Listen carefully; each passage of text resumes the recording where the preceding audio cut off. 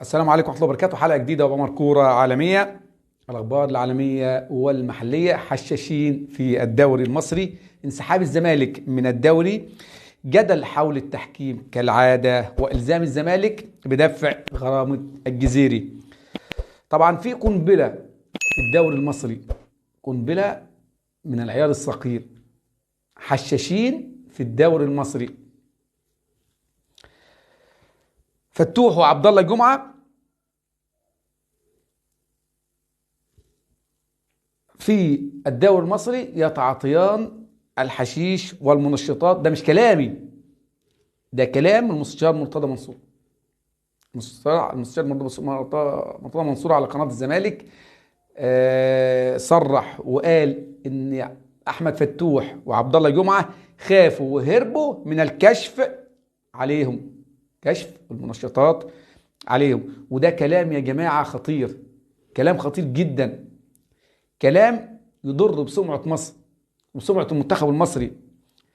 ده كلام رئيس نادي الزمالك على قناة الزمالك بعد تعادل طبعا امام الداخلية. ودي مصيبة اساسا في الدوري المصري، ان واحد زي رئيس نادي الزمالك مستشار بيقول على لعيبته ان دول حشاشين، ان دول حشين. على فكرة أسرة اللاعب أحمد بن فتوح يعني تواصلت مع محامي في تقديم بلاغ ضد المستشار مرتضى منصور وتصريحه، ويعني ان دول قال لك ان دول من عائله عريقه، وغلط من اللي بيحصل من رئيس نادي الزمالك. طبعا فين وزاره الرياضه من ده كله؟ فين المنظمه المصريه المختصه بذلك؟ فين اتحاد الكوره من التحرك؟ ده اعتراف من رئيس نادي الزمالك. الرئيس او رئيس نادي الزمالك المستشار مرتضى منصور قال لك ان احنا سيتم التحقيق معاهم، وان دول مش هيلعبوا في نادي الزمالك تاني، ويعرضوهم للبيع. دي جريمة جنائية، يعني لابد ان دول يتحاسبوا ويتعاقبوا. العقاب من نادي الزمالك بس، مش من نادي الزمالك بس، لابد العقاب من الدولة. فين لجنة العقوبات؟ فين الرابطة المصرية من ده كله؟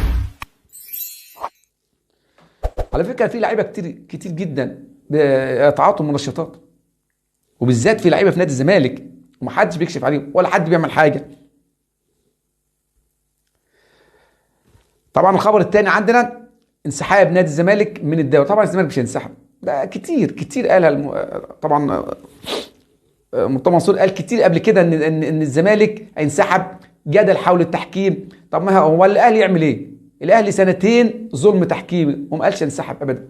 السنه اللي عدت لعب بالشباب. السنه دي من اسبوعين في مباراه سيراميكا ضربه جزاء للاهلي وهدف صحيح، وعادي الاهلي ما قالش ان انا انسحب. وانتوا بعدين فين الظلم اللي وقع على الزمالك عشان خاطر تقول ان الزمالك انسحب وفي ظلم تحكيمي؟